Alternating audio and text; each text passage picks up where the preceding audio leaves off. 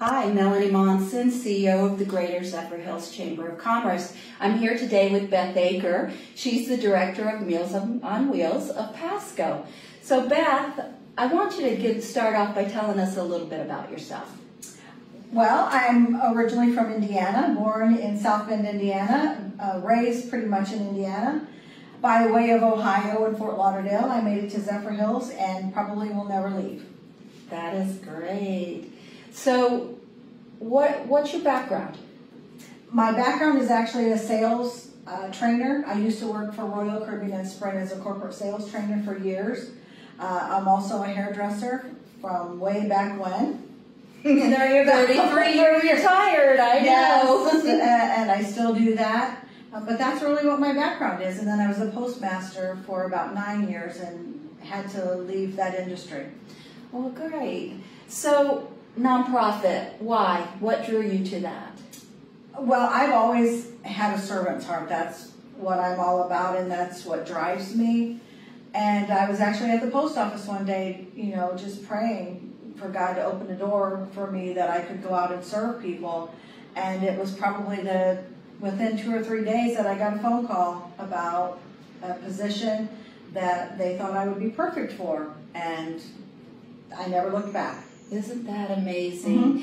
Mm-hmm. When your heart is open and you're ready for change, it comes. It really does. It does. And when you rely on yourself and that spirit to tell you and direct you, and when you're willing, absolutely, it's way to go. That's a great example and something that I think people need to hear. Yeah, absolutely.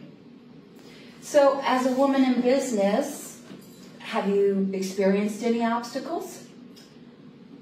That's a really good question. I can truly say I haven't experienced obstacles. I think probably a few things that I had to navigate my way through was when you come into an organization that's been in existence as long as Meals on Wheels has been, you kind of come up against the issues where, it's worked like that for so long and people rely on that service, and so to change things up sometimes can cause a little bit of angst, and I think rightly so, people get nervous, they don't want to offend anyone, or they don't want to change things up for fear that something might happen.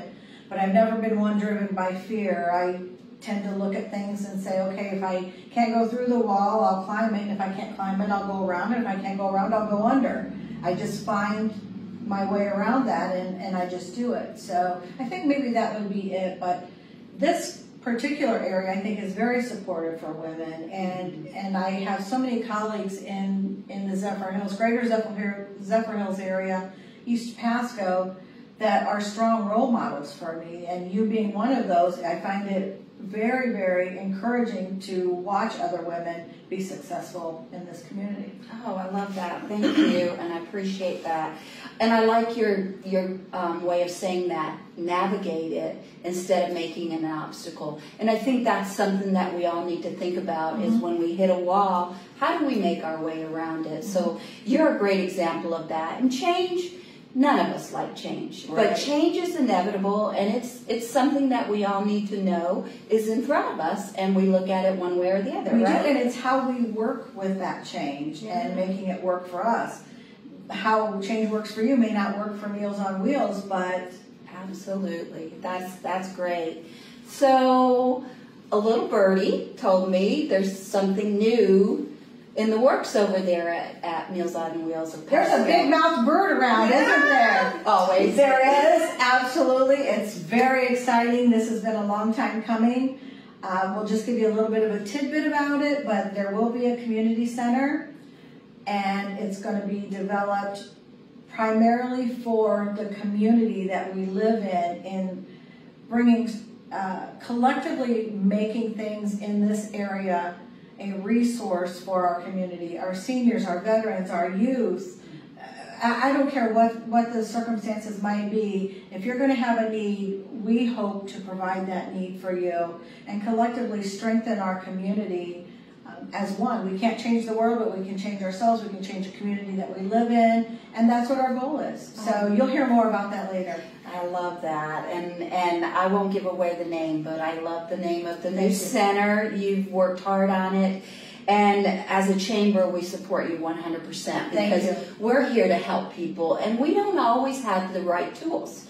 We have a toolbox, and we work with what we have, and this will be a great resource for that. So, all right, on a personal level, any goals that you have personally in the future? Or I guess we know in work you have one. I do. My work goal is to pay that building off before I retire. So any of those out there that want to help me do that, thank you. But that is my professional goal, is to make sure that when I turn the wheels over to someone else, pardon the pun, but they don't have a worry of what they're going to do. And we are so very fortunate in this community to partner with so many incredible people that really are behind this project and want to see the success of this project, so I'm not concerned about that at all.